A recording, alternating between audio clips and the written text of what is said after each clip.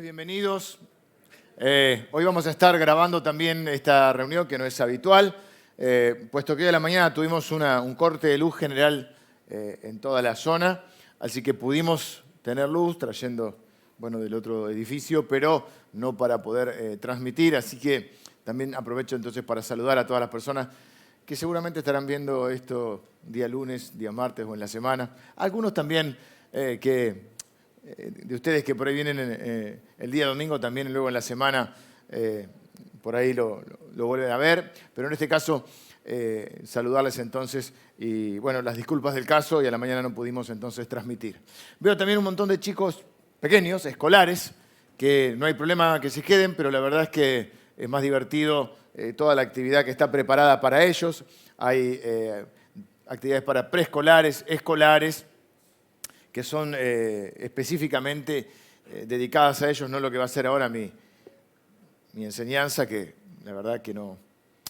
Yo me iría también para allá, pero bueno, me tengo que quedar acá. También veo algunos bebés, no hay problema si están callados, pero son bebés, los bebés hablan, lloran, no hablan. Entonces, hay un salón especial para todas las madres, padres o tutores que tienen a sus chiquitos, y si ven que comienza a inquietarse, por favor les pedimos que pasen al salón de al lado. Hay sillones, hay televisión, te podemos ofrecer un café, algo para el bebé, no sé.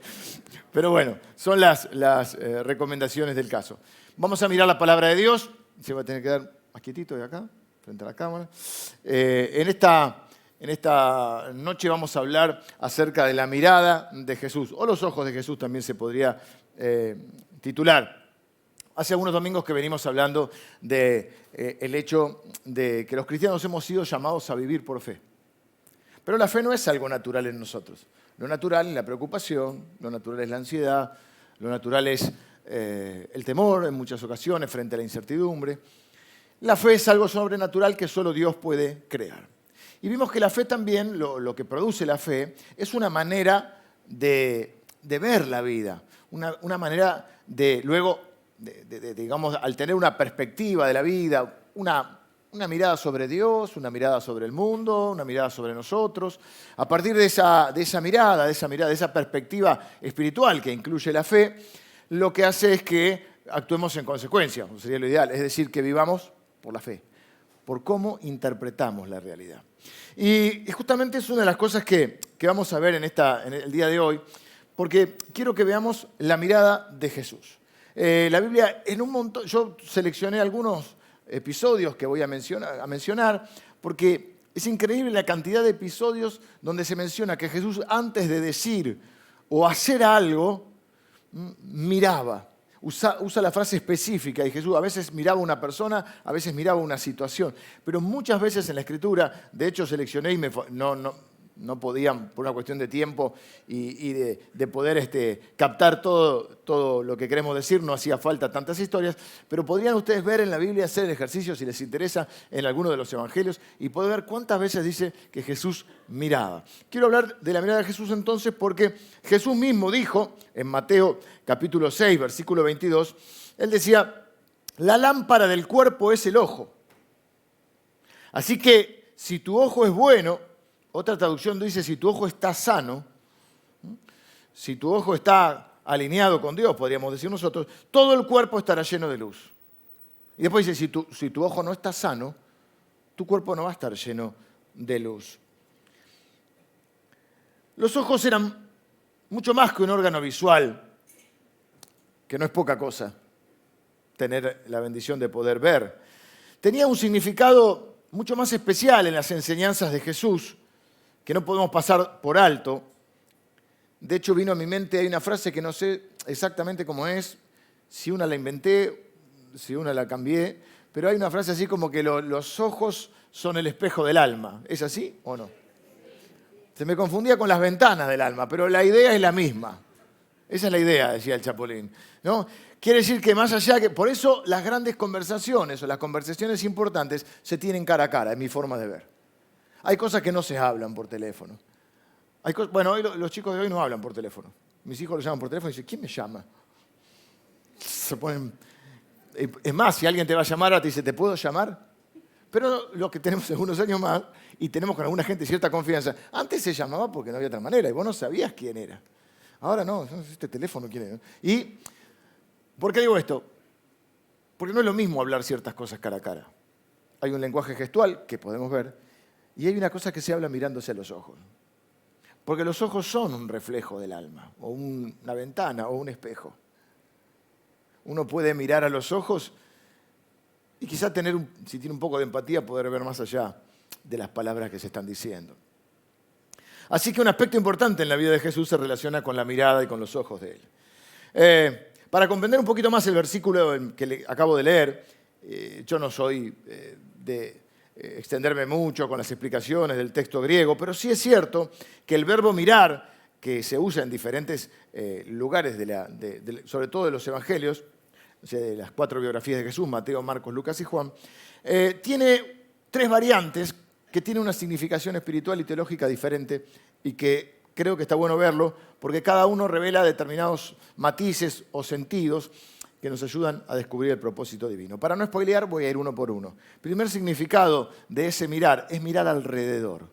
Hay varias circunstancias donde Jesús mira a su alrededor antes de decir o de hacer algo. Y esto es importante porque mucha gente piensa que la fe es una forma de evadir la realidad. A veces se lo dice como crítica, a veces los propios cristianos que tienen una fe dicen, bueno, yo voy a la iglesia, canto y me olvido todo, y después las cosas siguen igual. Nosotros no creemos que la fe es un método para evadir la realidad. Nosotros creemos que la fe es un poder para transformar la realidad. Y es muy diferente. No es la negación de la realidad. Esa es otra cosa. Atento a los hombres que a veces son negadores seriales. ¿Estamos bien? No, no están bien. Estamos bien. Porque muchas veces, en los ámbitos cristianos, entiendo que a veces hay batallas espirituales y a veces que hay que orar rechazando ciertas cosas, pero a veces dicen, no, yo lo rechazo, no, tal diagnóstico lo rechazo. Bueno, puedes rechazar, pero la realidad es la realidad. Y la fe lo que nos permite es transformar la realidad y si no se puede transformar, afrontar la realidad. Esa es la diferencia entre los cristianos y los que no son cristianos, o los que no tienen fe, y los que tienen fe, vamos a decirlo así. ¿Se puede ser un cristiano que no tenga fe? Bueno, puede ser.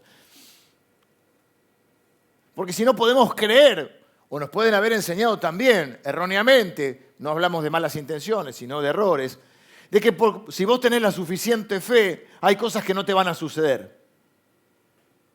Como que la fe es ahora estamos con las vacunas y la inmunización, como que si vos tenés la suficiente fe, estás inmunizado a que no te pasen determinadas cosas.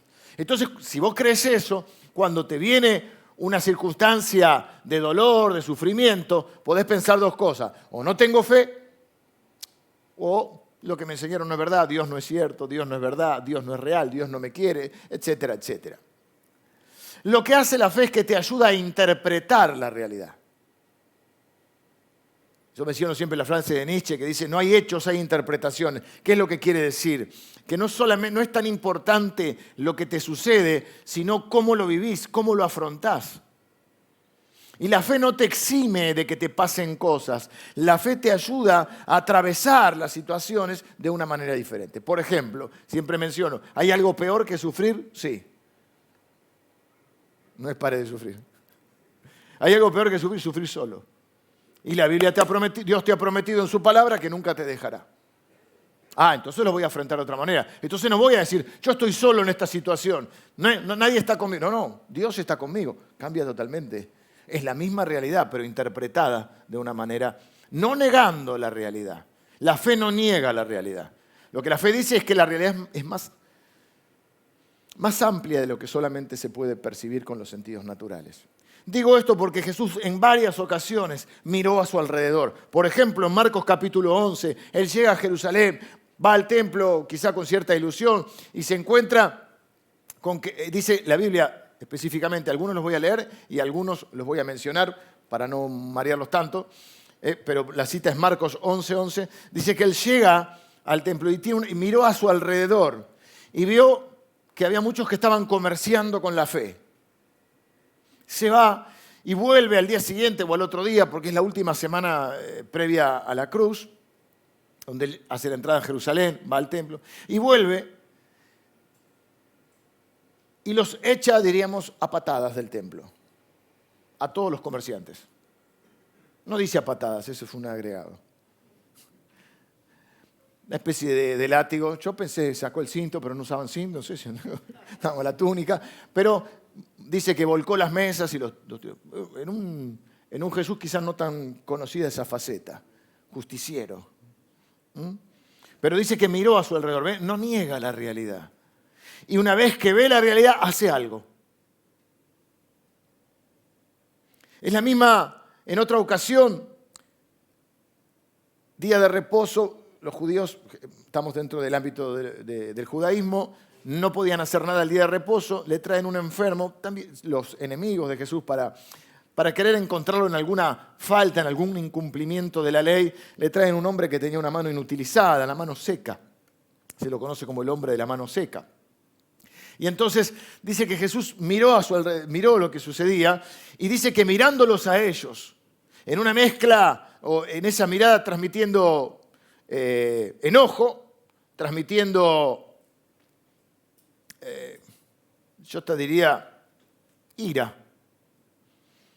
Porque dice el versículo 5 de Marcos 3, entonces mirándolos alrededor con enojo, entristecido por la dureza de sus corazones, dijo al hombre, extiende tu mano, y él la extendió y la mano fue restaurada, la mano fue sana.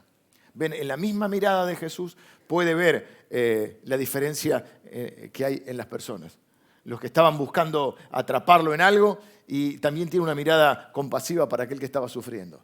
Es una mirada capaz de captar lo que está sucediendo alrededor. Me llama la atención que varias veces, incluso antes de predicar, dar una enseñanza o algo que ellos no conocían, revelar algún misterio del reino de Dios, también los miraba. Y miraba a la gente que le estaba escuchando. No era solamente que él venía con un, iba a decir cassette. No venías con un libreto que no podía modificar de acuerdo a la situación, sino que él estaba pendiente de que estaba en una comunicación, una mirada que comunicaba. Así que la primera mirada que nosotros podemos tener de las cosas es una mirada sobre la realidad. Y lo que me permite la fe es tener una mirada distinta, una perspectiva distinta. Ustedes están viendo de ahí, no es lo mismo cómo me ven de allá arriba, como me ven de este lado o de abajo. Y no es lo mismo cómo de acá se ve para allá. Quizá algunos de ustedes también sentados dirían, yo en este momento diría esto, y cuando te paras acá es otra cosa. ¿Por qué? Porque estás en otra situación. Lo que nos permite la fe es ponernos en el lugar justo, para tener la perspectiva que tiene Dios de las cosas. Y no es una forma de negar la realidad, la fe. Es una forma para transformarla o para afrontarla. La segunda acepción del término mirar en el griego es mirar hacia arriba. Y está bueno porque nosotros transformamos la realidad, pero no con un poder propio, sino a través de lo que Dios hace en nosotros. En varias ocasiones, Jesús, antes de hacer un milagro, una obra, algo en favor de alguien, dice la Biblia que él levantaba los ojos al cielo y se comunicaba con el Padre. Podía hablar sin levantar los ojos al cielo. De hecho, muchos oran con los ojos cerrados, otros pueden arrodillarse, otros caminando. Pero Jesús lo hacía con una intencionalidad que quiero marcar en este momento. Por ejemplo, hace algunos domingos hablamos de la multiplicación de los panes y los peces. Y vemos que Jesús toma esos 5 panes, esos 2 peces, y antes de darlo a la multitud, dice la Biblia en Marcos 6, que tomó los 5 panes, los 2 peces, levantando los ojos al cielo, bendijo. No dice que bendijo el pan, dijo bendijo. Para mí bendijo al Señor, bendijo a la gente, puede haber bendecido el pan. Y partió los panes y dio a sus discípulos para que los pusiesen delante, y repartió también los peces. Pero fíjense que antes de hacer un milagro, Jesús está mostrando que Él depende del Padre. Lo mismo sucede cuando se produce la resurrección de su amigo Lázaro. Lázaro había muerto hace un par de días. De hecho, él dice, quiten la piedra. Antes no era una tumba, sino era como la tumba de Jesús. Era una especie de cueva o roca horadada con una piedra. Quiten la piedra. Le dicen, maestro, y es de ya pasaron varios días. el cuerpo está en descomposición. Jesús ora y dice, Lázaro, ven fuera, no levántate y anda. Levántate y anda, dijo un paralítico. Están confundidos. Lázaro, levántate y anda. El Lázaro, ven fuera. Y en ese momento él dice que alza sus ojos al cielo y dice, gracias, Padre, por haberme oído. Yo sé que siempre me oyes. Pero lo hice para que ellos vieran. ¿Qué es lo que quiero ver con esto de la mirada hacia arriba? Primero quiero mencionar, para aquellos que por ahí piensan que Jesús es una especie de Clark Kent, que en el fondo es Superman. Algunos piensan que Jesús sufrió, atravesó las tentaciones, o lo que le tocó en la vida, pero era Dios. Y es cierto que era Dios, 100% Dios, pero es 100% hombre. Y toda su trayectoria por la tierra la afronta como hombre, no como Dios.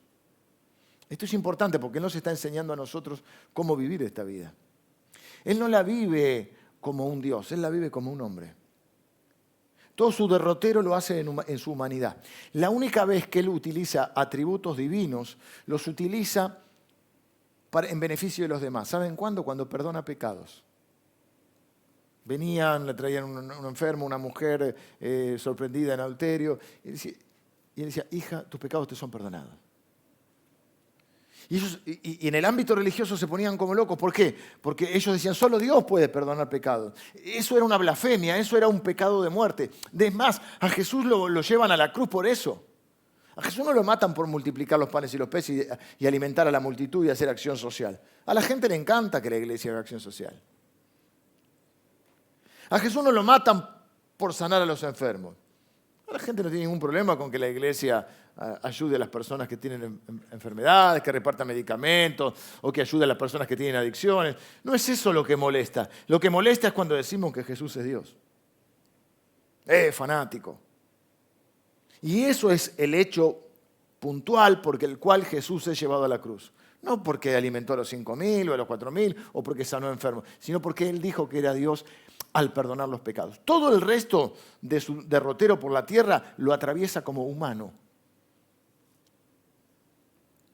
Pero Él dice que Él lo puede hacer porque Él está en el poder del Espíritu Santo. Él dice, el Espíritu de Jehová está sobre mí. Me ungió Dios para, 2 puntos, sanar a los quebrantados de corazón, vendar sus heridas, traer libertad a los cautivos, dar vista a los ciegos, predicar el año agradable del Señor. Es decir, lo hace en el poder del Espíritu Santo y eso nosotros lo podemos hacer hoy. Entonces, ¿cómo transformamos la realidad o cómo atravesamos la realidad? Primero no negamos, vemos la realidad, la interpretamos a través de la fe y con la misma fe alzamos nuestra vista porque sabemos que en Cristo todo lo podemos, que nosotros dependemos de Dios, que nuestro socorro viene de Jehová. Y ese es un acto visible de lo que está sucediendo dentro de Jesús. Jesús nos está enseñando a depender de Dios. No es con nuestras fuerzas, no es con nuestros recursos, es con nuestra fe en aquel que tiene todos los recursos. Así que la mirada de Jesús, que es lo que queremos los cristianos, parecernos a Jesús, nuestra mirada puede ser como la de Él. Una mirada que interpreta la realidad y una mirada que depende del de arriba.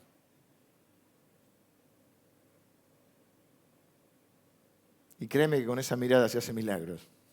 Tercera acepción de la palabra es mirar por dentro. Y esta es la que más me gustó a mí. Porque los ojos de Jesús no solo miran la realidad, no solo miran a Dios, sino que también tienen la capacidad, porque en esa alrededor también estaban las personas. Jesús veía a las personas, veía las necesidades, pero no solo veía lo que se veía. Jesús podía ver dentro de las personas. Jesús podía ver el alma de las personas. Podía, con sus palabras, llegar al corazón de las personas porque podía ver más allá de lo que se veía. Y esa mirada en ocasiones comunicaba de acuerdo a lo que veía. Por ejemplo, una ocasión frente al desánimo de los discípulos, porque en Marcos capítulo 10, Jesús dice que es muy difícil que alguien pueda salvarse si confía en sus riquezas, Entonces, ¿quién se puede salvar? Y ellos están como pensando que no tienen salida, están un poco desanimados. Y Jesús le dice, miren, lo que es imposible para ustedes es posible para Dios, porque para Dios no hay nada imposible. Jesús da una palabra de acuerdo a lo que podía ver en el corazón de las personas. En un momento se le acerca a un joven rico. Mi primera predicación, hace cientos de años, fue sobre el joven rico. Siempre me llamó la atención, el joven rico quiere seguir a Jesús. Dice, ¿qué tengo que hacer? Jesús le dice, cumplí los mandamientos. Ya los cumplí todos. Vos decís, bueno, ponele. Los cumplí todos. Le dice, vendé todo lo que tenés. Le dice, mirándole le amó. Porque parece una mirada media como juzgadora, porque ahora le dice, vendé todo lo que tenés y dale a los pobres y seguime. Y uno podría decir, pero no es bíblico. ¿Dónde dice que para seguir a Jesús hay que vender todo y dar a los pobres? No, lo que Jesús estaba diciendo, si vos me querés seguir a mí, me tenés que amar sobre todas las cosas. Y tu corazón está puesto en el dinero. Tu corazón está puesto en tus riquezas. Pero no es una mirada de juicio, porque dice que mirándole le amó. Es más, este joven se va triste, no le dio el cuero. No le dio el cuero para seguirlo. Así es una frase en griego.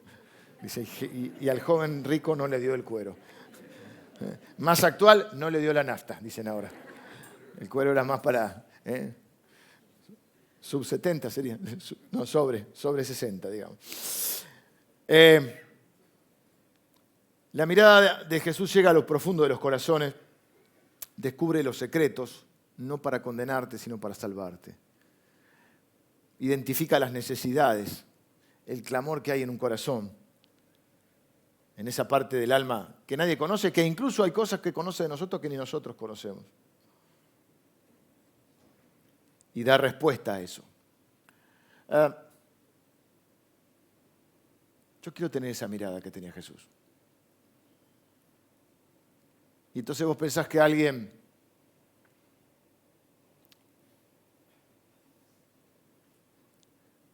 que es intolerante, que anda ofendiendo a los demás, podés ver un poquito más allá y darte cuenta que en realidad es una persona que está herida y que anda ofendiendo y lastimando porque su corazón no está sano.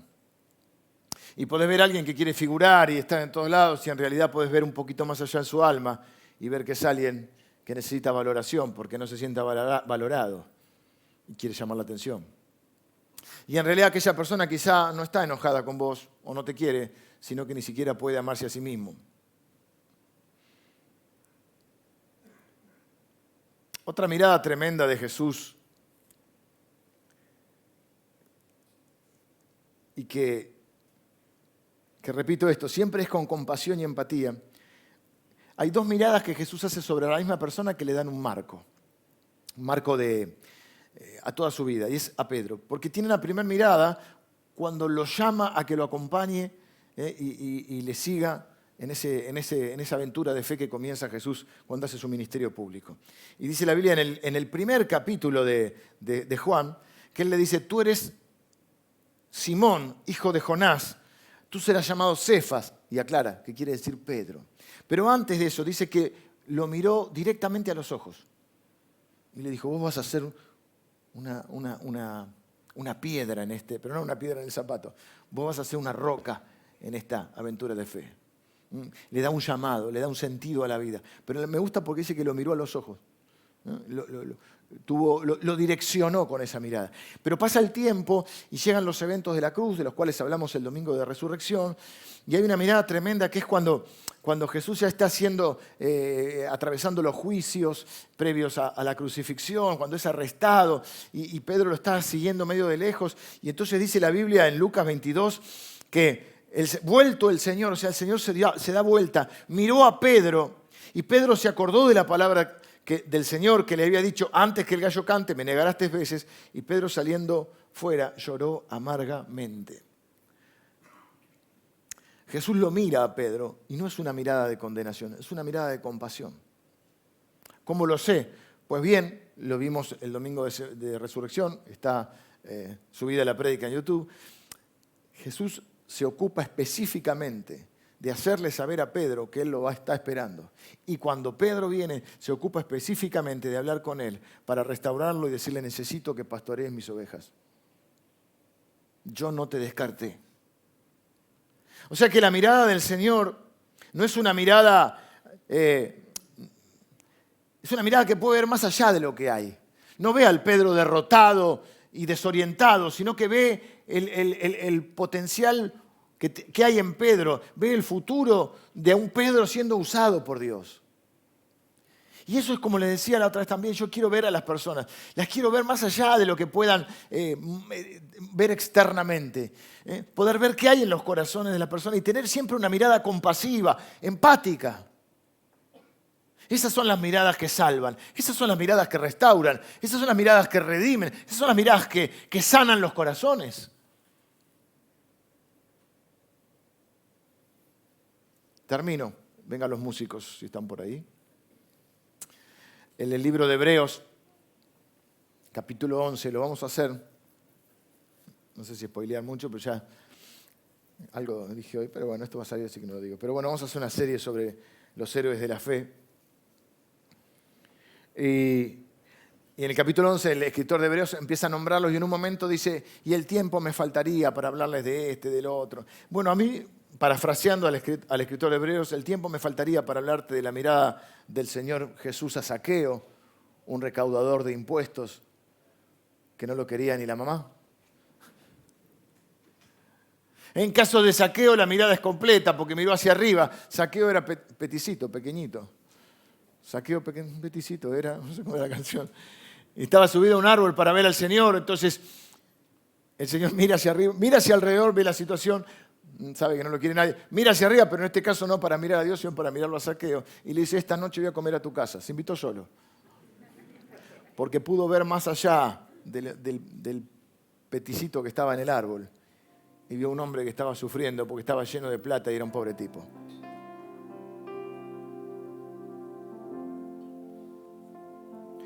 Me faltaría el tiempo para hablarte de la mujer sorprendida en adulterio, que todos querían apedrearla, pero él dijo: yo no te condeno.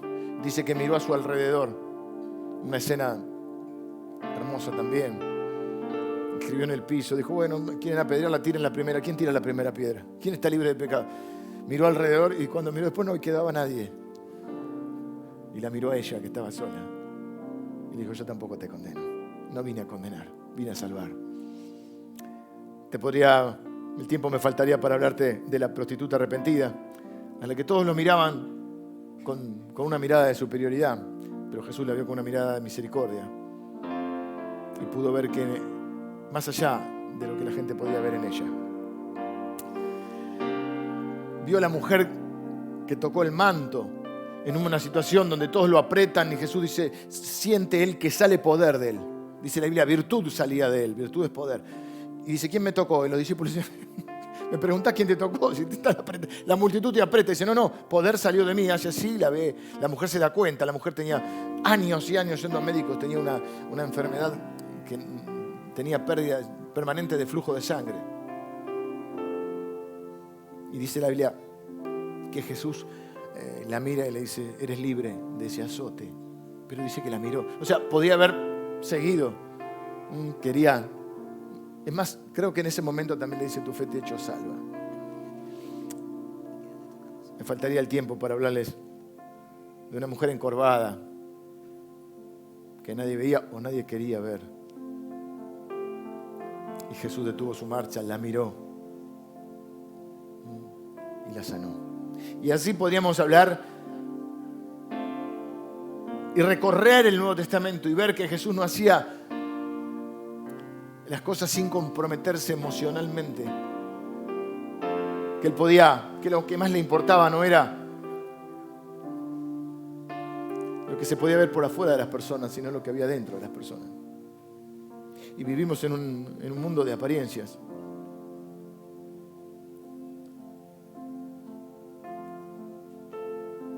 Que depende cuánto tenés, cuánto valés. Y entramos en un juego de buscar la valoración en lo que se puede ver. Pero no es la mirada de Jesús. Y no quiero que sea ni mi mirada ni la mirada nuestra como iglesia. Quiero que podamos tener una mirada diferente de la realidad. No negarla. No optimista sin peso, sin fundamento. Una mirada realista pero transformadora. Una mirada que sabe que puede levantar los ojos y acudir a aquel para el cual nada es imposible. Somos ricos. Saber que en cualquier momento, en cualquier lugar, podés alzar tus ojos al cielo y encontrar el oportuno socorro, dice la Biblia. Alzaré mis ojos a los montes. ¿De dónde vendrá mi socorro? Mi socorro viene del Señor. Vos podés decir, mi socorro me viene del Señor. Porque he aquí que sus ojos están puestos sobre ti. No hay nada, con esto quiero terminar, con esa mirada de Dios que está puesta también sobre mí y sobre ti. Tengo 2 hijos.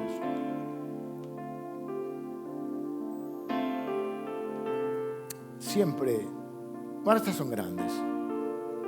Igual los sigo mirando. Pero cuando son chicos tu mirada está sobre ellos, porque es una mirada de cuidado. Quizá en la iglesia te dijeron, mirá que Dios te está mirando. Casi como... Había una canción, un corito se decía, que era el trauma de todos nosotros. Cuida tus ojos, oídos, labios, manos, pies. Encima tenía ademanes, esa manía de los ademanes, ¿no? No alemanes, ademanes. Cuida la conocés, tus ojos, oídos, labios, manos, parecían, ¿viste? Pues tu Padre Celestial te vigila con afán. ¿Quién quiere un Dios así, no? Y aunque vayas al alto del valle, donde oirá de tu Santo Espíritu. Casi que es Dios buscándote para castigar. Mala prensa tiene Dios. Hay un salmo que dice, ¿a dónde miré? ¿A dónde huiré de tu Santo Espíritu? Si subo a los montes, allí estás tú. Si voy hasta el fondo de la tierra, ahí estás tú. Pero no está diciendo que Dios te está buscando para castigarte. Está diciendo que no hay ningún lugar. No hay ninguna situación que te pueda tocar vivir, de la cual Dios no te pueda rescatar. Y que vos podés levantar tus ojos al cielo y el Señor va a estar. Porque si hay algo que Él sabe ser, es Padre. Entonces, y aunque mis hijos ya son grandes, mi mirada siempre está sobre ellos.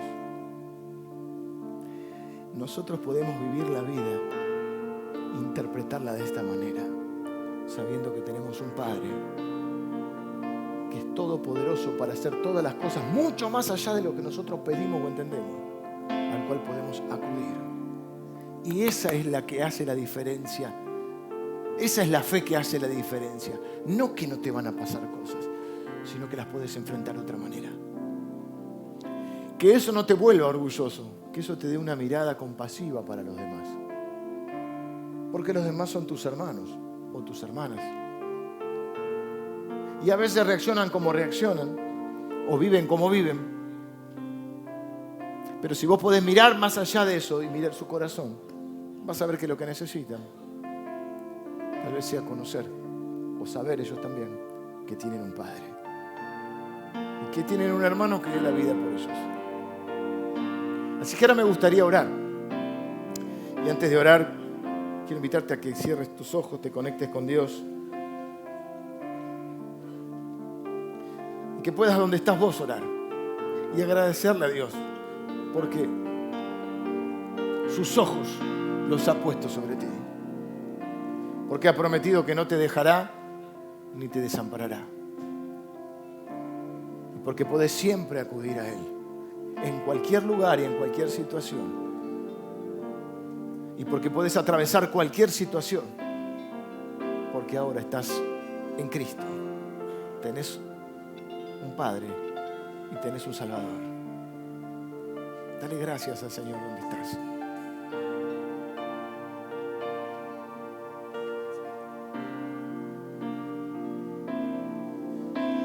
Tus ojos revelan que yo nada puedo esconder, que no soy nada sin ti, oh fiel Señor.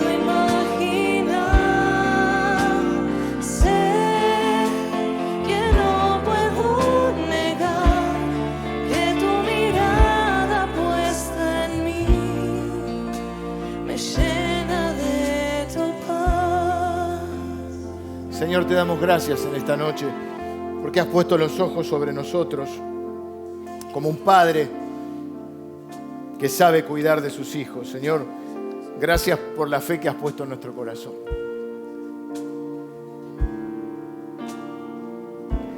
Gracias, Señor, porque por esa fe podemos vivir, podemos interpretar la realidad, podemos afrontar la realidad y podemos transformar la realidad. Gracias, Señor, porque tenemos el privilegio, el honor, la bendición de saber que en cualquier momento y en cualquier lugar podemos alzar nuestros ojos al cielo y recurrir a ti y encontrar la ayuda para lo que estamos viviendo. Señor, queremos tener la mirada de Jesús, la mirada compasiva, que no mira solo la apariencia, sino que mira lo que hay dentro del alma y el corazón de las personas. Así como tú miraste nuestro corazón, como conocés nuestro corazón, Señor. Tuviste compasión de nosotros y amor por nosotros. Así queremos mirar nosotros a las personas. Con esa mirada de compasión, con esa mirada de amor, con una mirada que sane, que restaure, con una mirada que ayude, con una mirada que ame, con una mirada comprensiva y empática. Pero gracias, Señor, porque por esa mirada de Jesús hacia nosotros, ahora sabemos que jamás, jamás estaremos solos en ninguna situación, que siempre estarás con nosotros y que tus ojos siempre están sobre nosotros. Señor,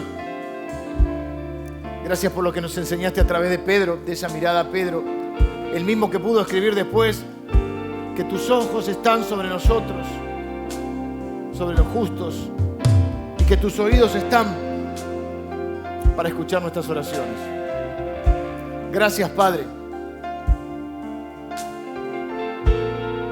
por tanta bendición en nuestra vida. Yo bendigo a cada persona en esta mañana, esta noche, que está aquí en este lugar o que está siguiendo esta transmisión en línea.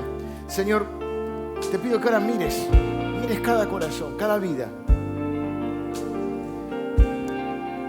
cada necesidad y suplas conforme a tus riquezas en gloria en Cristo Jesús.